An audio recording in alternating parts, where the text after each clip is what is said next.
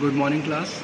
कल के video explanation में हम लोगों ने हमारी जो ऑक्सीडेशन नंबर होती है उसे फाइंड करना सीखा था और कुछ रूल्स के अकॉर्डिंग।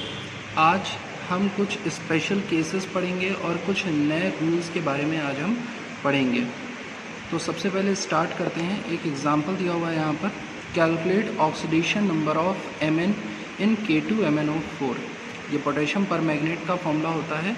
इसमें आपको Mn मैग्नीज की जो है ऑक्सीकरण संख्या यानी कि ऑक्सीडेशन नंबर फाइंड करना है। ये याद रखिएगा कि आपसे ज़्यादातर केसेस में यानी कि जो एग्जांपल्स आपको दिए जाएंगे या जो क्वेश्चन सॉल्व करने को दिए जाएंगे उसमें आपसे ऐसे एटम्स की ऑक्सीडेशन नंबर यानी कि ऐसे परमाणु की ऑक्सीकरण संख्या ज्ञात करने को कही जाएगी जिनके बारे में आपने कोई फिक्स रूल नहीं पढ़ा है। जैसे यहाँ पर देखिए, आपको पोटेशियम के बारे में पता है कि ये एल्कली मेटल है यानी कि मृदा धातु है, ये आपकी क्षार धातु है। पहले वाले ग्रुप में आती है, लीना करे रब से फरियाद वाले में, लिथियम, सोडियम, पोटेशियम में, जिनकी ऑक्सीडेशन नंबर हमेशा +1 रहती है। यहाँ पर पोटेशियम की आपको पता है, क्योंकि ये ऑक्साइड बना रहा है तो ऑक्सीजन की यहाँ पर एक ऑक्सीजन एटम की कितनी रहेगी, -2 रहेगी, तो हमें ऑक्सीजन की भी पता है। लेकिन मैग्नीज क्योंकि एक संक्रमण तत्व है, एक ट्रांजिशन मेटल है और इनकी जो ऑक्सीडेशन नंबर होती है ये वेरी करती है यानी कि बदलती रहती है। इसलिए हमें यहाँ पर मैग्नीज की ऑक्सीकरण संख्या निकालना सीखना है। तो देखिए क्या करेंगे, हमने आपको बताया था कि जिस भी एटम की यानी जिस परमाणु की ऑक्सीकरण संख्या आपको नहीं पता है उसकी ऑक्सीकरण संख्या को कुछ लेट कर लेते हैं। तो let the oxidation number of Mn be A। हमने मान लिया यहाँ पर कि जो मैग्नीज है उसकी ऑक्सीकरण संख्या कितनी है, A है, ठीक।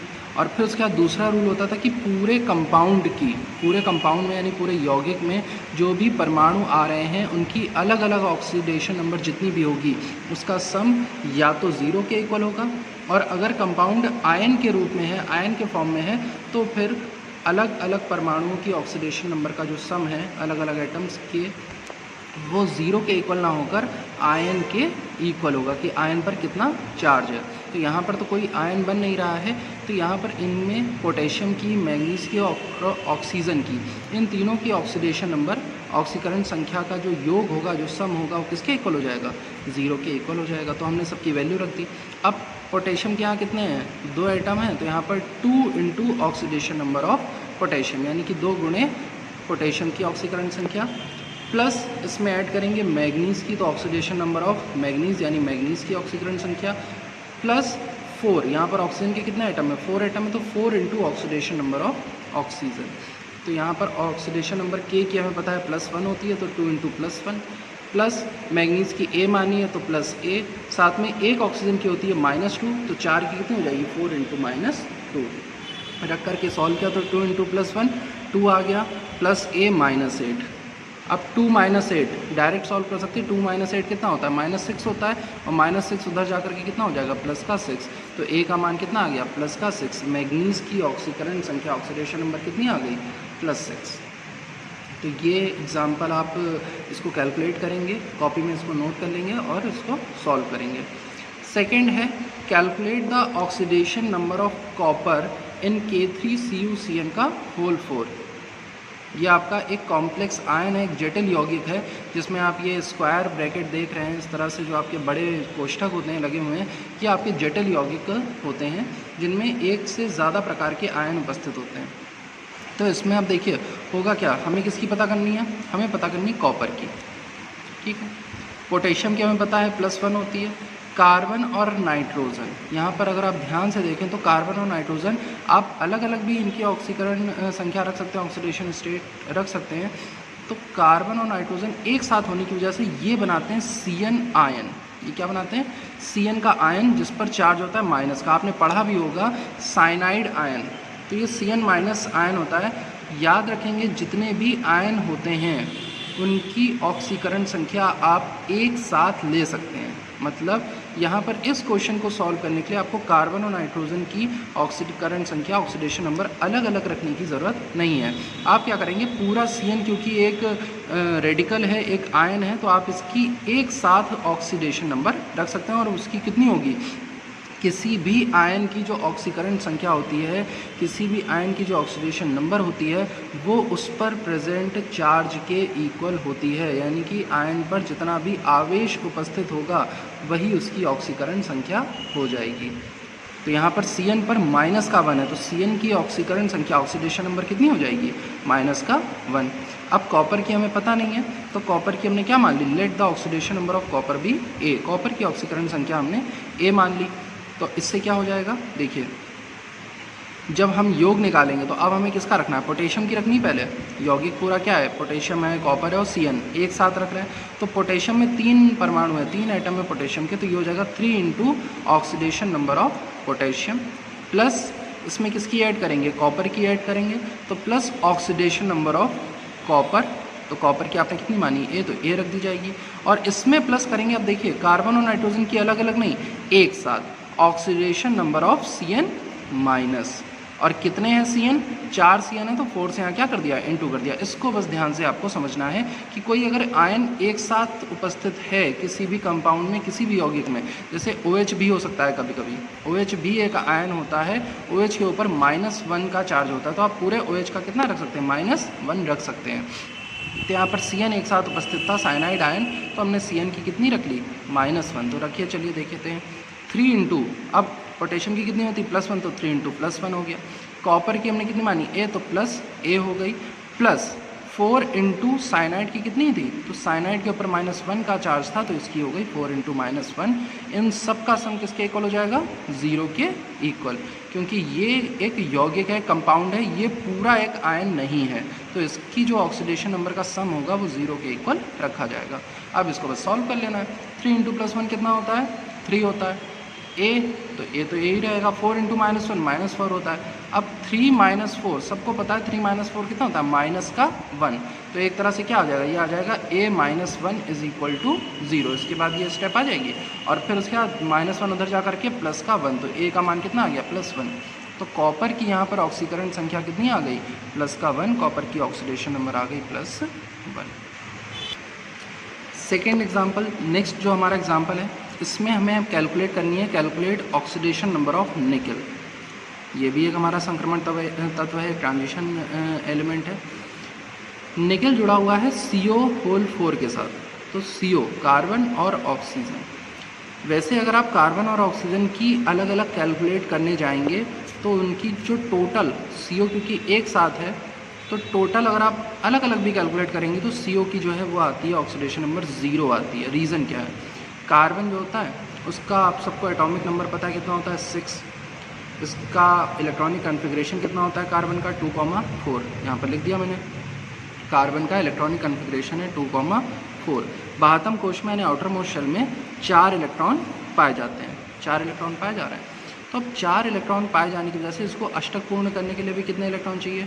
4 इलेक्ट्रॉन चाहिए। और ये किसी को दे भी सकता है, तो कितने इलेक्ट्रॉन दे सकता है? 4 इलेक्ट्रॉन दे सकता है। इस वजह से कार्बन की जो हम ऑक्सीकरण संख्या मानते हैं वो मानते हैं +4। कार्बन की ऑक्सीडेशन नंबर नॉर्मल कंडीशन में, यानी कि सामान्य अवस्था में कार्बन की जो ऑक्सीकरण संख्या है वो +4 मानी जाती है।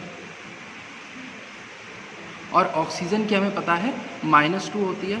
लेकिन जब कार्बन और ऑक्सीजन ये दोनों एक साथ आकर CO ग्रुप में जुड़े होंगे तो उनकी ऑक्सीकरण संख्या 0 मानी जाती है। क्यों? क्योंकि हमने कहा था जब एक साथ आएंगे तो कोई ना कोई आयन बनेगा, लेकिन CO जो होता है वो एक न्यूट्रल मॉलिक्यूल माना जाता है। न्यूट्रल माने उदासीन अणु है।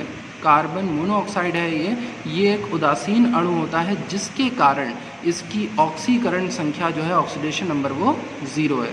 तो आपको अलग से कार्बन और ऑक्सीजन की ऑक्सीडेशन नंबर लिखने की ज़रूरत नहीं है कभी भी। जब CO जो है एक साथ आयन, अब एक साथ है ये कैसे पता चले?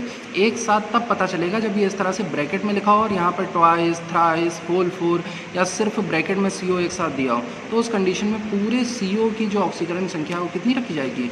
0 रखी जाएगी। तो यहाँ पर अब हमें निकल की कैलकुलेट करनी है और सिंपल हो गया। तो देखिए निकल की निकालनी थी, तो निकल की कितनी मान ली? Let the oxidation number of nickel be A। Nickel माना कि निकल की ऑक्सीकरण संख्या A है। तो चलिए रखते हैं ऑक्सीडेशन नंबर। तो तो ऑक्सीडेशन नंबर ऑफ निकल यानी कि निकल की ऑक्सीकरण संख्या प्लस, इसमें किसकी प्लस करेंगे, पूरे CO की। कितने हैं, 4 CO हैं, तो यहाँ आ गया 4 into oxidation number of CO, यानी कि CO की ऑक्सीकरण संख्या गुणे 4 इंटू 4, और ये पूरी किसके इक्वल हो जाएगी, 0 के इक्वल, क्योंकि यहाँ पर कोई चार्ज प्रेजेंट नहीं है, इसलिए पूरे कंपाउंड की जो ऑक्सीडेशन नंबर होगी वो किसके इक्वल होगी, 0 के इक्वल मानी जाएगी। तो यहाँ पर हमने सॉल्व किया, ऑक्सीडेशन नंबर ऑफ निकल A मानी थी, A रख ली, प्लस 4 इंटू बताया कि CO की कितनी होती है, 0 होती है, 4 इंटू 0, और इनका सम किसके इक्वल हो जाएगा, 0 के इक्वल हो जाएगा। सॉल्व करेंगे, A प्लस 4 इंटू 0 0 ही होता है, तो A की यहाँ से ऑक्सीडेशन नंबर कितनी आ गई, 0 आ गई। तो यहाँ पर निकल की ऑक्सीकरण संख्या भी कितनी हो जाएगी, 0 हो जाएगी। अब जो आपको नेक्स्ट 3 एग्जाम्पल बताए जा रहे हैं उनको आप ध्यान रखेंगे, ये तीनों जो हैं वो ये आपके बहुत इंपॉर्टेंट हैं, H2SO5, H2SO8 और Na2S2O3। देखिए ये जो है पूछे भी गए हैं कई बार, 1 और 2 ये दोनों। तो यहाँ पर आप ध्यान देंगे, इनमें एक छोटा सा रूल आपको सीखना है। वो रूल क्या है आपको जब एक्सप्लेन किया जाएगा तब बताया जाएगा। स्टार्ट करते हैं H2SO5 से। अच्छा, एक चीज़ हम सबको पता है कि सल्फ़र का एटॉमिक नंबर होता है 16 एटॉमिक नंबर होने की वजह से, यहाँ पर मैं नीचे लिख देता हूँ इस तरह से, सल्फ़र का एटॉमिक नंबर होता है 16 एटॉमिक नंबर होने की वजह से इसका जो इलेक्ट्रॉनिक कन्फिग्रेशन होता है वो होता है 2,8,6। ये इसका इलेक्ट्रॉनिक विन्यासीकरण आपने पढ़ा है, 2,8,6। इसके बाहतम कोश में कितने इलेक्ट्रॉन होते हैं, 6 इलेक्ट्रॉन होते हैं। तो इसका मतलब ये कि सल्फ़र जो है इसको अपना अष्टक पूर्ण करने के लिए 2 इलेक्ट्रॉनों की आवश्यकता होती है। तो इसके पास इसकी ऑक्सीकरण संख्या कितनी हो सकती है, -2 हो सकती है। या फिर अगर ये अपने 6 इलेक्ट्रॉन किसी को दे दे तो मैक्सिमम जो अधिकतम सल्फ़र की ऑक्सीकरण संख्या है वो कितनी हो सकती है, +6। क्लियर है। तो यहाँ पर या तो -2 या तो +6। अब देखते हैं हमें निकालनी किसकी ऑक्सीडेशन नंबर है। तो इन्होंने कहा कि calculate oxidation number of sulphur in the following compound, इन सारे यौगिकों में हमें सल्फ़र की ही निकालनी है। जब सल्फ़र की ही निकालनी है तो हम अपनी तरफ से -2 नहीं रखेंगे। तो स्टार्ट करते हैं सबसे पहले H2SO5 में। H2SO5 में क्योंकि सल्फ़र की हमें नहीं पता है तो क्या करेंगे, सबसे पहले let the oxidation number of sulphur be A, माना कि सल्फ़र की ऑक्सीकरण संख्या A है। अब हाइड्रोजन की आपको पता होती है कितनी, 1 होती है। तो यहाँ पर 2 into oxidation number of H, यानी कि हाइड्रोजन की ऑक्सीकरण संख्या गुणे 2, प्लस सल्फ़र का 1 एटम है तो ऑक्सीडेशन नंबर ऑफ S यानी कि सल्फ़र की ऑक्सीकरण संख्या, प्लस ऑक्सीजन के 5 यहाँ पर परमाणु है, 5 एटम है। तो आप जनरली क्या करोगे, आप करोगे ये कि 5 into oxidation number of O। भाई यही तो करोगे, हाइड्रोजन के 2 एटम है तो 2 से गुणा कर दिया, सल्फ़र का 1 है तो सल्फ़र की रख दिया, ऑक्सीजन के 5 है तो 5 into oxidation number of O। और इन तीनों का सम किसके इक्वल हो जाएगा, 0 के इक्वल हो जाएगा। कैलकुलेट करिए, 2 इंटू +1 हमारे अकॉर्डिंग हाइड्रोजन की कितनी होती है, +1 होती है, 2 इंटू +1, प्लस सल्फ़र की क्योंकि निकालनी थी तो A मानी प्लस A आ गया, प्लस ऑक्सीजन जब ऑक्साइड बनाता है तो उसकी ऑक्सीकरण संख्या जो है -2 रखी जाती है। तो अभी हम ये मान के चल रहे हैं कि यहाँ पर ये जो ऑक्सीजन है वो ऑक्साइड बना रहा है, लेकिन आपको ये भी याद रखना है कि ऑक्सीजन की 3 और ऑक्सीकरण अवस्थाएं होती हैं, -1 भी होती है, +2 भी होती है और -1/2 भी होती है, जो आपको रूल्स में पढ़ाया गया था। तो अभी हमने यहाँ पर जब -2 रखा, हमने सॉल्व किया, 2 इंटू +1 तो कितना आ जाएगा, प्लस का 2 आ जाएगा, प्लस A प्लस 5 इंटू -2 आ जाएगा -10। ये -10 इज इक्वल टू 0। यहाँ से जब आप A कैलकुलेट करेंगे तो -2 + 2 कितना होगा, -10 और +2 हो जाएगा -8। उधर जाकर के A की आ गई +8। A किसकी मानी थी, सल्फ़र की मानी थी। तो इसके अकॉर्डिंग सल्फ़र की जो ऑक्सीकरण संख्या है, सल्फ़र की जो ऑक्सीडेशन नंबर है वो निकल के आ गया +8। लेकिन अभी हमने जब इलेक्ट्रॉनिक कॉन्फ़िगरेशन में समझा था तो हमने कहा था कि सल्फ़र की अधिकतम जो ऑक्सीकरण संख्या है, जो मैक्सिमम ऑक्सीडेशन नंबर है वो कितनी हो सकती है, +6। यहाँ +8 आ रही है, यानी कि कुछ गड़बड़ हुई है। अब सल्फ़र की तो निकालनी थी तो उसमें तो कोई गड़बड़ी हो नहीं सकती है। हाइड्रोजन की फिक्स रहती है कि हाइड्राइड होगा तो ही केवल -1 बनाएगा, वरना हमेशा वो +1 बनाता है। तो यहाँ पर ये हाइड्राइड बना नहीं रहा था हाइड्रोजन, तो हाइड्रोजन की तो +1 ही रहेगी, लेकिन ऑक्सीजन की अलग अलग हो सकती है। तो यहाँ पर याद रखिएगा H2SO5 जब होगा तो उसमें आपके 2 ऑक्सीजन जो होते हैं वो क्या बनाते हैं, पर ऑक्साइड बनाते हैं। 2 ऑक्सीजन क्या बनाते हैं, ध्यान दीजिए इस बात पर ऑक्साइड। इसका स्ट्रक्चर मैं आपको दिखाता हूँ। ये देखिए, ये आपका H2SO5 का ये आपका स्ट्रक्चर है, 2 हाइड्रोजन, 1 सल्फर, 1 2 3 4 5 ऑक्सीजन। अब ये बात हमें पता कैसे चली कि इसमें कहीं पर ऑक्साइड बन रहा होगा? ये बात हमें इस तरह से पता चली कि जब हमने साधारण तरीके से जब सल्फ़र की निकाल ली ऑक्सीकरण संख्या तो प्लस का 8 आ गई, जो कि पॉसिबल नहीं है क्योंकि अधिकतम जो हो सकती है वो प्लस का 6 हो सकती है। तो इसका मतलब यहाँ पर जो है ऑक्सीजन में कहीं ना कहीं पर ऑक्साइड या सुपर ऑक्साइड का फॉर्मेशन हो रहा है। तो आपको याद रखना है ये एग्जांपल H2SO5 का कि इसमें 2 ऑक्सीजन जो होते हैं वो क्या बनाते हैं, पर ऑक्साइड बनाते हैं। अब ये 2 ऑक्सीजन जब पर ऑक्साइड बनाएंगे तो पर ऑक्साइड के केस में ऑक्सीजन की जो ऑक्सीकरण संख्या होती है वो कितनी रखी जाती है, -1, और नॉर्मल कंडीशन में ऑक्सीजन की रखी जाती है -2। तो अब देखिए, अब जब हम कैलकुलेट करने जाएंगे तो हम करेंगे क्या, हाइड्रोजन के 2 एटम है तो 2 × +1 प्लस इसमें सल्फ़र की ऐड करेंगे तो प्लस का A आ गया। अब इसमें ऑक्सीजन की ऐड करनी है तो ऑक्सीजन की 2 अलग अलग रखी जाएंगी। पहले इन तीनों ऑक्सीजन के लिए हम कितनी रखेंगे, -2, तो इसमें प्लस कर दिया 3 × -2। 3 से इंटू क्यों करा, क्योंकि केवल 3 ऑक्सीजन ही ऑक्साइड के रूप में उपस्थित हैं, तो 3 × -2 प्लस बचे हुए 2 ऑक्सीजन जो परऑक्साइड बना रहे थे तो उसमें 2 × -1 कर दिया। तो अब कैलकुलेट करिए, 2 × +1 कितनी हो गई, प्लस का 2 हो गया, प्लस A आ जाएगा, प्लस 3 × -2 तो कितना आ जाएगा, -6 आ जाएगा, एंड प्लस 2 × -1 कितना आ जाएगा, -2 आ जाएगा।